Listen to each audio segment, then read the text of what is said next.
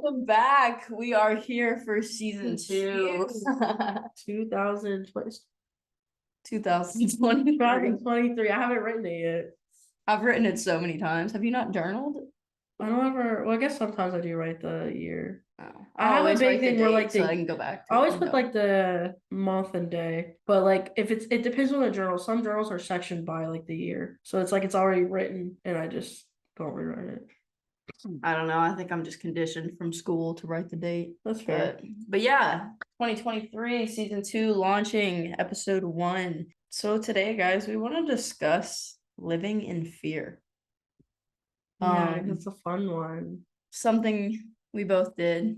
I feel like really, even though like I feel like everyone until they kind of have this like moment, I just feel like it's a part of growing up and being not like fully developed, where we do like growing up, everyone like as children, you live in fear because it's a survival thing. But people that don't feel safe enough as a child to get out of that, it lingers into their adulthood until they recognize, oh God, I'm still living in this fear survival from like 5 that like Right. should have grown out of. And then it's like eventually you're like looking at your life and you're like, oh, everything about me is fear-based. Yeah, I had that realization not too long ago. But you can also, there's that way that it can happen, and then which I guess is kind of similar would be it can be programmed into you through your upbringing. Fear-based people teach you fear-based action. Yeah, I mean, I love my parents and absolutely nothing against them, but they do typically live in fear. They are both terrified of New Orleans. They think it's the most dangerous city in the world, and if every time I go there, I'm gonna like there's the chance I could get murdered and stabbed and all this kind of crazy stuff, and I'm just like, it's not a great place, but it's not that bad. Shit, it's not a prison. So I mean, it was heavily programmed into me to the point where I didn't even realize it. No, let's say that was how what like I think my parents definitely are a little better with fear-based stuff now, but they were really fear-based growing up. You know, fear of what people thought, or at least my mom was very much fear of what people thought, and just fear of doing wrong. And that has very much transferred to you. I've for heard you talk about that. It's like because it's something you're programmed. I mean, even the simple stuff of like whenever we were younger, my mom, like she got dressed and put on makeup to go grocery shopping at Walmart. And it was inappropriate for us to be ill-dressed to go to Walmart. Growing up, that was just it. When I became 18, 19, and I was like, why do I care? Why do I have to look good to walk out? And so I remember the first big thing I did was I went to Olive Garden in pajama bottoms. My mom still talks about this to this day. She wasn't even there with me. She still talks about it because she can't believe I went into Olive Garden with Grinch fuzzy pajama bottoms. I said, because why? This isn't a 5-star restaurant. Not at all. You don't even need. There's not a dress code. Yeah, there's no dress code. So I can wear whatever I want. And that was that moment where I was like, oh, I have actually been running in this subconscious thought from a childhood of being like, I can't leave the house unless I look like I am not supposed to be at home. Yeah. And so it's like stuff like even like that. It's like it is in a fear base. It was because she cared what people thought. Right. So then we learned to care what people think. Yeah. And so it's like you don't realize until you reach that moment with yourself. You have so many mental breakdowns in your closet getting ready before you can be like, oh. So many of you sobbing, looking at clothing, going, what do I wear? See, no, I've never had That's a weird thing.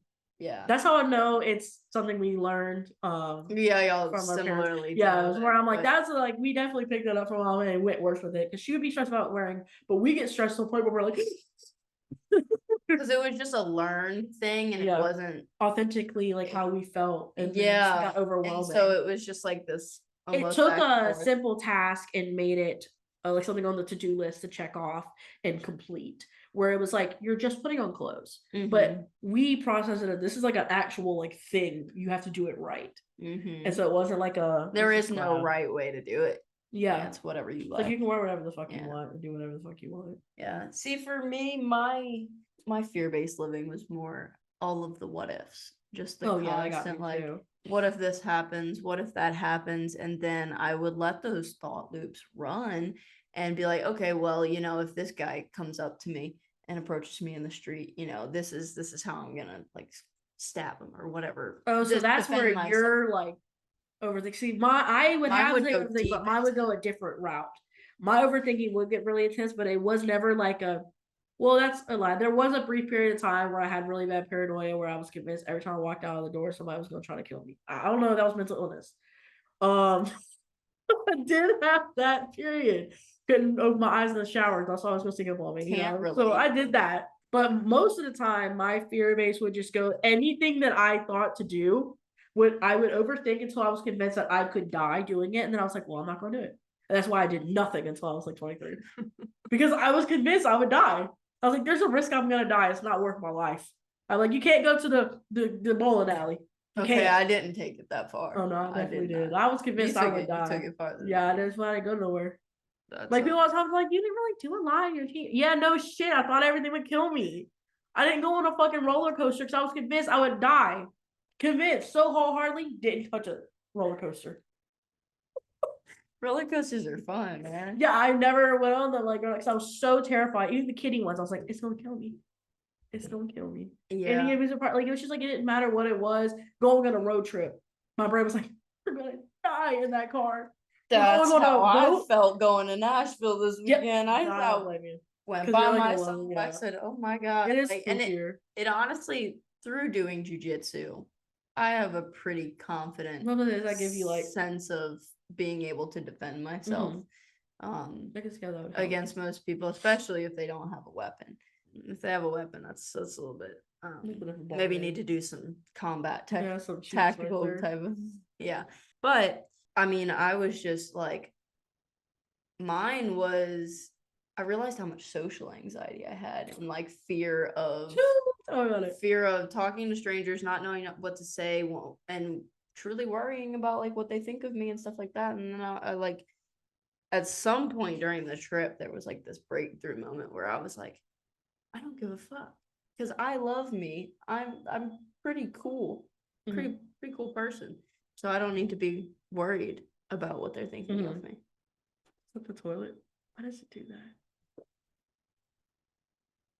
I wonder if they can hear that on the camera.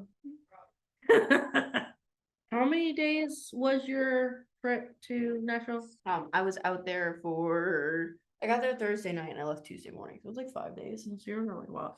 See, I feel like I want to do a trip like that. That's that long. I highly recommend. For me and myself, I was gonna get my finances to figure out how to like to do that and where to go. I mean, you can definitely. I'm really bad at crap. Like I'm at the point, like I never was this person. I was the opposite. But now that I'm older, I am not this person. I really am to the point where every vacation I want to go on, I just want to hire someone to plan it for me because I get so overwhelmed. So I'm like, I don't know. There's so many things. I don't know what to do. I don't know what are good areas. I don't know nothing. And it stresses me the fuck out. I used to enjoy that. Now it stresses me. Yeah, so planning like that stresses me. Maybe it's because you used to enjoy that because it was like the only type of control that you had. Now I'm just like, oh my god, it's too much. I don't want to do it. I just want to wing it. And then I get there and then I'm like, I'm winging it.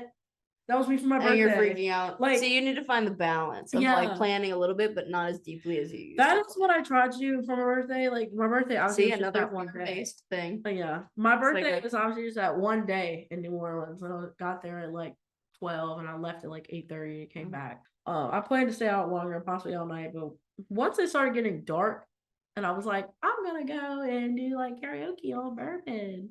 And as I was getting onto Bourbon, some dude approached me and asked me about buying drugs. As soon as I walked onto Bourbon, I was like, oh my god, I am too approachable as a single woman.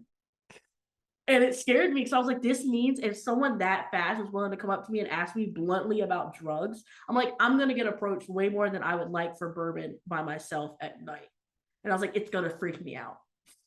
Like, I love when I'm in like a place that I know, like a bar that I know, and someone comes up to me and like, yeah. The idea of someone come up to me in New Orleans being like he came up and was like, you look so bad. And then asked me about party favors. And then he's like, I got everything. He started naming all these drugs. And I was like, whoa. I was literally walking on to Bourbon. I wasn't even on Bourbon. I was literally right about to reach the sign that said Bourbon Street. I said, okay. That's when I realized I think I was too approachable. And sometimes I feel like being too approachable, given the fact that I had no form of self-defense, and I don't feel very confident in my physical fighting abilities to defend myself, that it's a little spookier for me. So I'm like, something's wrong. I'm really relying on being like chaotic. Like I don't have an actual like plan. The chaos could. That's what I'm saying. I pretty need scary. like Pepper spray at the so very bad. least. I feel like that would be it for me. At the that very would be a least, good or like a little knife on your keys or something. Yeah, I you mean, need something, especially because I do get paranoid with that shit. but yeah, see there's the fear that played into that too, though. Yeah, it plays into everything, and I mean, ultimately, like, okay, here with me, I spent all this money and I brought myself to a city by myself, and I wasn't gonna waste it by being anxiety ridden in my Airbnb, just smoking and watching Netflix or reading and stuff. And so like every single night I forced myself like to go out, and then by like Sunday night, I mean, I felt like a new person. I felt like a new human being. Like I walked into the club and like immediately I would walk up to random people, I would compliment them, start a little conversation. If it wasn't like we connected and like wanted to hang out with them, then I would just be like, okay guys, y'all have a great night, like blah blah blah, and walk away. So yeah, next time you get in that situation where you know you'll be uncomfortable, push yourself a little bit. Yeah, because so that day I was doing really great during the day, and then where things went wrong was when the autistic routine got fucked up. The person that was going to bring me to dinner messaged me finally after all day and then canceled. So in that moment, I kind of went through it. I'm not going to lie. I definitely took it harder than I should have, because in that moment, it was my birthday and I felt like everything was falling apart, right? I had my moment. I was upset. And then I was like, what do you want to do? And I was like, did you really want to go to dinner with them? I said, no, I wanted them to buy me dinner. You wanted free food. And I said, okay, so if you're not actually upset about them canceling, what do you want to do right now? And I was like, don't think in your head, because I started looping, trying to go, I was like, don't think, just what do you feel like doing? Girl, I ended up at a massage place. You pressure massage to my feet, legs, and my neck and shoulders. I bet that felt amazing. I said, this is great.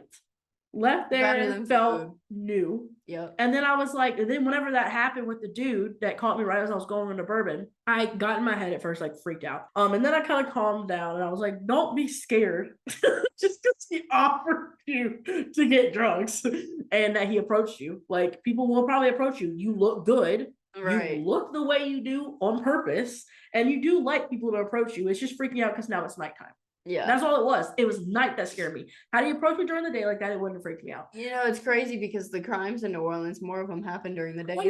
But during the day, it's so more. I'm just like, you can see more things. Yeah, my brain's like, it's better. Night for some reason is eerie. Yeah, it feels something different. And so I paused. I love the night. And I was like, what do you want to do? And I was like, don't think like, what do you want to do? And I was like, well, I am hungry. So I ended up bringing myself. I was going to go to some other place, but they had a wait, and I was not going to go for a wait. So I went to Hard Rock, and I sat at the bar, and I got a mixed drink, and I got a steak, and it was great. No razor blade in your steak. Yeah, no razor. Right? I checked that out. I made sure, because that still scars me to this day. This is the first time I've been to Hard Rock, I think, since then, because it scarred me so much. I still haven't been since. Yeah, it really scarred me. But I went to the other steak place, and it was like a 45-minute wait just to sit at the bar. And I was like, baby, no. Not a chance. So I just ended up there because I had an open spot at the bar. And I ate. And then once I ate, I was like, all right, now what do you want to do? And I said, well, I think I want to go to Bourbon. I think I do. So I walked down Bourbon. And I went into, I think, Cat's Meow. And they were doing karaoke. And I was like, oh, man, I have karaoke. It's going to be great. Within 5 minutes, I was like, I'm going the fuck home. The energy it didn't feel right. I was like, what? And it wasn't like, I mean, when you're doing karaoke, especially on Bourbon, it's not really like a scary crowd. Right. You know, it's a lot of gays. You know, and a lot of drunk people. Yeah, and it was just like everyone was just being chill. Everyone was standing around waiting to do their turn. But I was just like, you know, I don't think I want to do this. And I was like, I think I'm gonna start driving towards Hammond and then just see what ends up happening and not plan it. On my way, I was about 15 minutes from home, and my friend messaged me and he's like, we're at Benny's, you should come. And I was like, okay. I ended up going to Benny's, hanging out with friends, and I had a great night. Ended up staying at a friend's house overnight, like had a great time. And it all like started because I was just like, don't think about what next. In my head, I was like, well, don't leave just because you're not feeling this vibe. Go somewhere else, or don't immediately leave just because someone approached you and you got freaked out. It was like, I sat with it long where I was like, I think my body wants to go. Mm-hmm. And I think that was like, it was really telling for me because especially when it worked out. Because when I first left, part of me was like, you just left because that happened and you got freaked out and you're letting fear run you. See, and I sat with it for a second, and then as I got things worked out, I was like, no, you didn't. I said, because if that were the case, I don't believe things would have worked out. So I think that you really did the right thing, which was you let your body tell you what you felt like was a good idea. Right. And you just weren't feeling that vibe, so you left. That literally leads us into our next point. It's like when Oh, yeah. when you're living in this fear base, I know it's wonderful.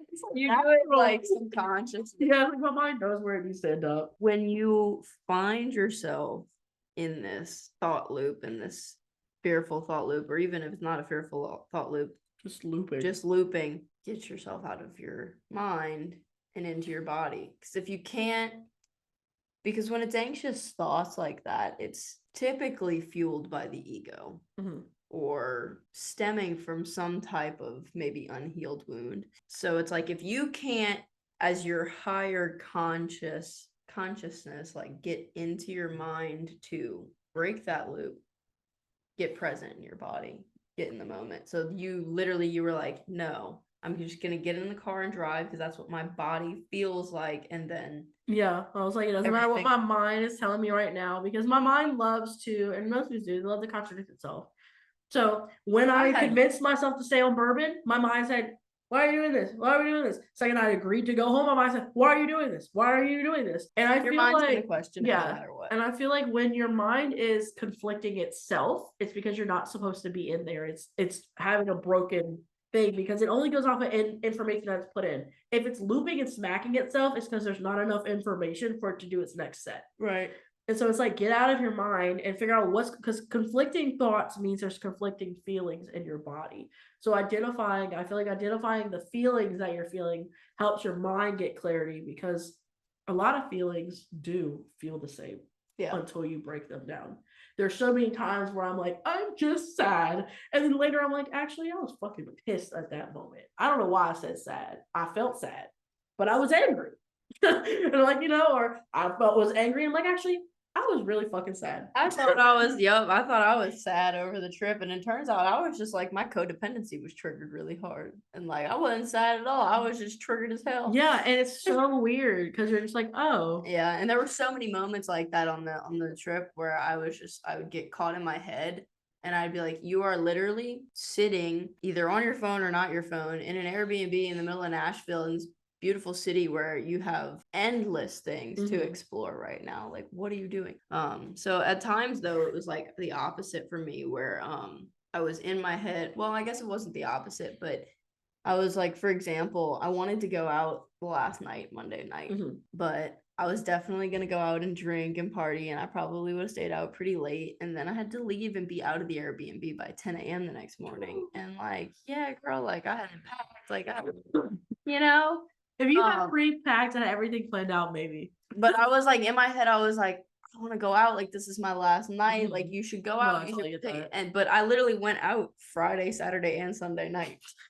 Why did I need to go out Monday night? I didn't. It's that, no, my mind is saying, it's like, it's the last thing. It's the last hurrah. But my body needed rest. Yeah, for sure. Wanted rest. She was like, girl, you're so warm, like don't move. But my brain was like, no, it's your last day, you gotta do something, you're gonna regret it if you don't. And I was like, fear of regretting not doing enough. It all played in. Fear of regretting like how the day, like the last day like went or something. Like, even though the rest of the trip was good, you're like, my body's gonna find the things. So I was like, okay, well, I ate some dinner, I played my guitar, and I watched Netflix for the rest of the night. I was vibing, and I got a good night's sleep that night, and I was like, cool. And I was fueled up for my drive home. That's good. Yeah. See, like even like the other day, I think it was Monday, I felt weird. I just was in a really weird mental place. And my brain kept telling me, well, you just need to like go out, go like see people, be social, be super social, da-da-da. I leave, go get weed. And then in my brain was like, you need to invite someone to smoke and go get food before you go to Kaylin's, because I'd agreed to go help Kaylin clean. So my brain was stuck on that. You have to invite someone to go smoke and then go eat, because you want to go get food and you want to smoke at the railroad So you have to invite someone. And then why do you have to invite someone? Exactly. After I got everything done that needed to be done prior to smoking, I went and I pulled by the raw shop and I sat there for like 5 minutes. And I looked at my phone because I had someone I was going to ask. But all like right before I was about to ask them, they didn't read my message, they didn't respond more. And I said, universe, be for real with me right now. I said, if the reason is that they're not responding because I'm supposed to just be alone right now, just make them respond. Just make them respond. I'll give you that. Not a minute later, it said open. I said, well, I can't ask them to go smoke and get food because I asked and it was immediate. I was like, okay. So I sat in the car, I rolled my blunt, I walked myself down to the railroad, I got underneath the railroad, I played music, I smoked, and I almost cried because I was so happy I did it. As I was smoking and I was sitting there, I was like, this is so nice. This is so relatable. And I just started, like, I had like tears like welled up my ears. I just didn't fall because I had this moment where I was like, I feel like I did that. Because it was like, I wanted to smoke on there because whenever I smoke on the railroad, it kind of feels like a movie moment. So I'm smoking in bed. And so I felt like I had my music playing too. So the soundtrack was there, bitch. The movie scene was stacked.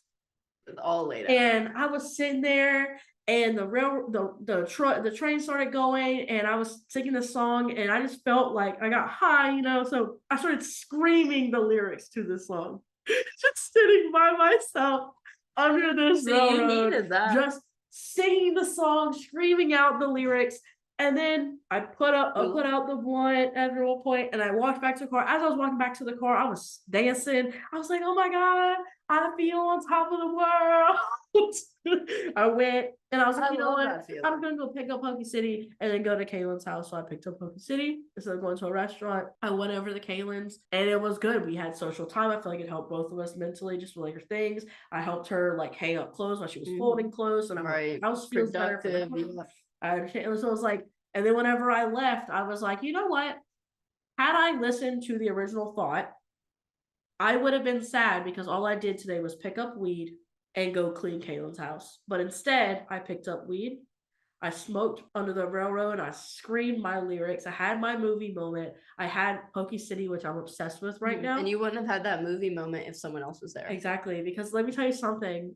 It would have been hard depending on who it was. The person I was going to invite, there's no way that I would have been sitting on that railroad as that shit goes screaming out the lyrics to Joe. There's no way it would have happened. Right. No fucking way. And I was like, that was something though. Like I felt something. Yeah. And I was like, wow, I needed, and I hate to say it, but I remember thinking to myself, maybe the reason I was so sad this morning is because I didn't go stand outside. Because just sitting outside and I was just like, I feel so much better. Because when I first sat down, I was like, it's cold. Maybe I should just go sit in the car. And then afterwards, I was just like, breathe for like 2 minutes, and then you're like, you're not even cold. Like that's one thing I hate, but I love at the same time. I hate it because like it's so freaking simple. Yes, but like that's what makes it annoying. Yeah, that's what makes it annoying. But I love it at the same time because I love that it's simple, but.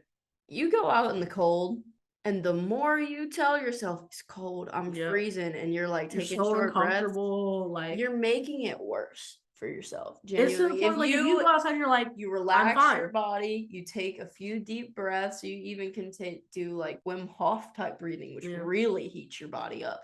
And you tell yourself, oh, it's not that cold. Like it's not that bad. I literally, this is so weird. This is like a psychedelic like moment that happened to me when I was big on acid. And it was like cold outside wherever I was probably leaving Republic or something. And I didn't have a jacket. And I remember feeling cold. And then I sat for a second. I pulled up my phone to see what the temperature was. Because I knew it was cold, but I couldn't feel what the temperature was. And I saw it. And I closed my phone. And I looked and I like thought to myself. And I was just like, you're not going to go hypothermic. It's not that cold. You're okay. And after that, I was just like, I'm going to feel cold. No danger is here. So why am I freaking out about being cold? Because realistically, we start freaking out about being cold because it feels uncomfortable, but your survival instinct kicks in. Oh God, I'm getting cold. I'm getting cold. I'm getting cold. So you start feeling like it's going to be a problem. And that functions me being like, it's not that cold. See, that just shows how messed up our physiological systems are at this point. because the fact that like we remind ourselves. And start freaking out because of the cold and think we're dying. When I get hot, I gotta remind myself, you're okay, you're just hot.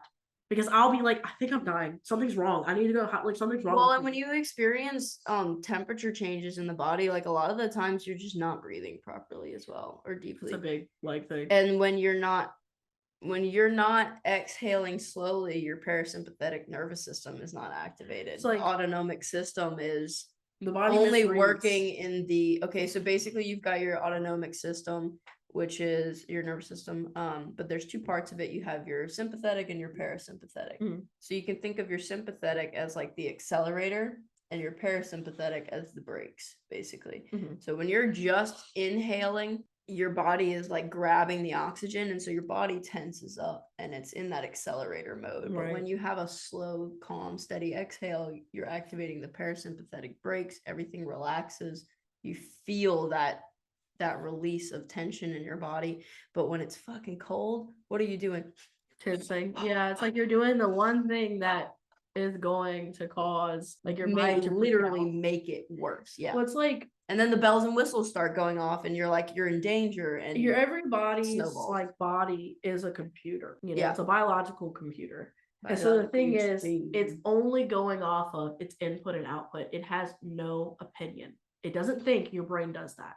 It does not think. The body just takes things in and takes things out. Goes off of the impulses. And if you biologically have issues with signals being miscrossed, you're already set up to be more confused, because there are certain things that your body is going to interpret wrong.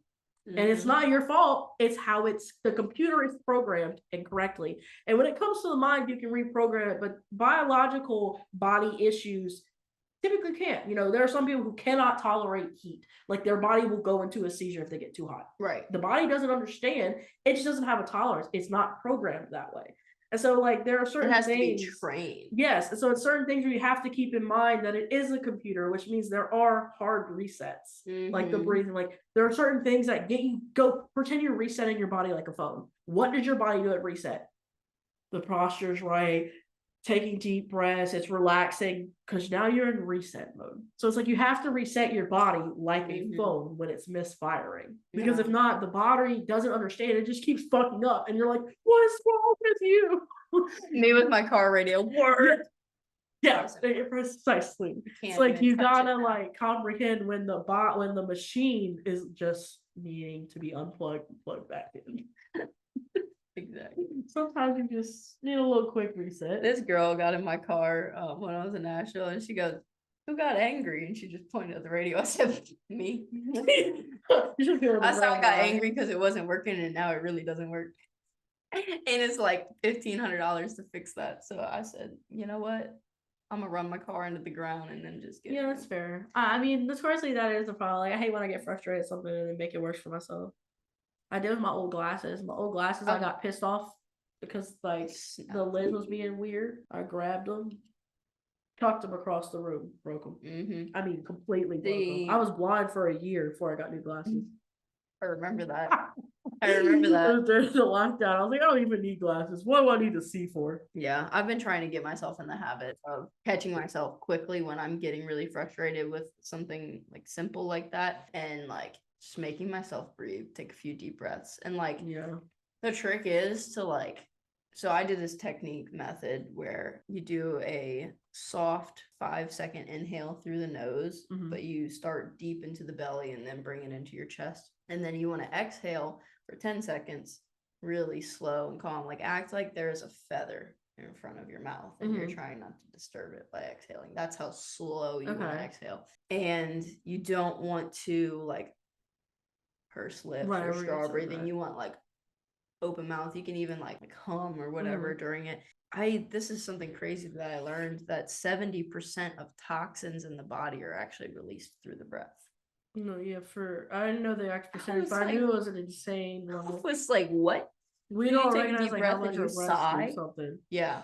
Doing that, I also do after the I do like 40 breaths like that with breath holds in between the set. And then after the last one, I'll do 10 breaths, like sigh breaths. And I'll just heavy sigh, exhale, shake out all my limbs. So like takes like 2 to 5 minutes depending on how many breaths you really want Yeah, to like do. depending on really how you were at a baseline and how it affects you. Like, really do it at any point during the day. So when I started getting upset or frustrated or anxious, I'll bring my attention to my breath, and then a lot of the times that'll pull me out of my mind into my body and out of the overthinking. So it's such an instantaneous thing that you can do. I've been having a big thing. I feel like a big thing in my journey right now is there's two different things. One is correctly naming feelings. I've been working on for a while, but it wasn't until I saw, God damn it, a TikTok that made me realize how wrong I was firing one of my emotions. Because like there was a period where every time I left work, I just had this urge to cry. I felt so sad, and I was like, why do I like this? Is it because I don't want to go home? Is it because I don't want to be at work? Like I couldn't figure out why I was so fucking sad when I left work every day. Right. And I had this moment, and I was like, oh, I'm not sad. I'm overstimulated and I'm tired, which overstimulation and tired and hungry for me feels really sad. So I thought I was just fucking sad. By the time I got home, got comfortable, stopped being in pain, and ate something, I was totally fine. Bro, that's crazy, because codependency to me feels like sadness because it's tied to abandonment wounds. So, I mean, yeah, it really kills me. But like, it really kills me because like I've learned so many things that like I've misinterpreted as sad. And I believe it's because I have always been the most comfortable sad. So my brain knows how to deal with feeling sad. But the problem is now that I'm older, realizing that if you're feeling sad, but the real feeling isn't sadness, then you're not processing what you're feeling and it's just going to stay there. right. So I was mistreating like things. Whereas like now when I get off work, I remind myself, you're just overstimulated. Let's take a few breaths. Let's have silence for a few minutes. I remember you telling me you was every time. And I was just, the fuck? And like, don't get me wrong, like some of it is just because of like pain, but even that, I'm just like, let's take some breaths. Let's just like try to like get to like the point, know that that's what all it is. Because it's like when I know that it's just that I'm overstimulated, I can get myself to avoid that as intensely because I'm going, okay, let's work on taking away some stimulation really fast. Right. Like I would just like blare music as soon as I got in the car. That added to my stimulation that I already was too overstimulated with. So it's like now when I first get in the car, if I'm feeling that way, I'm gonna take a few breaths before I even pull out. And then I'm not gonna have anything playing on the radio or my phone unless I feel that because I used to use it as a distraction. Right. So it's like, oh, I love listening to music. But it's like if I'm feeling like on edge, I'm not going to play it because it's because I'm overstimulated, and that could overstimulate me too much, and then I'm going to start crying. And I'm like, why is it a sad song? That's fair. No, that's fair. And I'm proud of you for getting to that. Y'all do slow. Yeah. Progress is slow. Progress. Yeah. I've been doing a similar thing as well, but really I've just been trying to correct the thought loop for me of like when I, for example, this was like the big moment where it clicked for me, and I was on a microdose of shrooms, so I think the rewiring really like solidified. But I was on my hike and I was like, oh my god, like what if I see a bear? And I was by myself and I was like, what would I do? And then I was like, okay, there's probably not really any bears around here, like this is a popular kind of trail, like they probably stay the fuck away. But then I was like, well, what if some random man's hiking by himself and he comes and, he tries to do something to me or whatever. And I stopped myself. I said, no. What did you just scream off of the cliff of the waterfall? Fuck fear. I'm tired of living in fear. I want to think about all the good things that can happen instead of all the bad things. And then here I am thinking about worst case scenario. And it's like your brain convinces you it's smart to think of it too. Right. It's like you're just be prepared. Right. No, it's not. You're just living in fear, honey bunches. You can prepare for the best too. So I switched the thought. I was like, no, what if I meet a guy like this guy Sean was he was I guess like the groundskeeper at the condo Airbnb that I was staying at. And every morning when I went out to meditate, we just would get in these really deep, beautiful soul connecting conversations. And I was like, what if I met someone like Sean on this hike and we end up bonding and I make another friend? Yeah, that's the best that can happen. I was like, and so I shifted that. So I think it's really important to interrupt and correct those it definitely is. Like it could be really, when you get stuck in a loop of thought long enough, you forget that you can think something else. Yeah. Even if it's not like, I got to a point where like, 'cause I had a hard problem with that, and I still sometimes do, but someone had said, I think it was a TikTok where they're like, you just need to disrupt the thought and then you can start thinking something yourself. Between it's difference between thoughts and thinking. It was a YouTube video I was watching. And it's like the thoughts are going to come up. And if you get stuck in them, you'll think that you are thinking, but you're just listening to the thoughts. And so like when you catch yourself like that, just say something random. I'll literally be like, orange. And as soon as my brain thinks orange, it goes, huh? It's the weirdest, like, because your brain's like, it's a broken what? record, just playing it over and over. And so it's like, it's looping. It's just like orange, pineapple, banana. And then my brain's like, smoothie? What?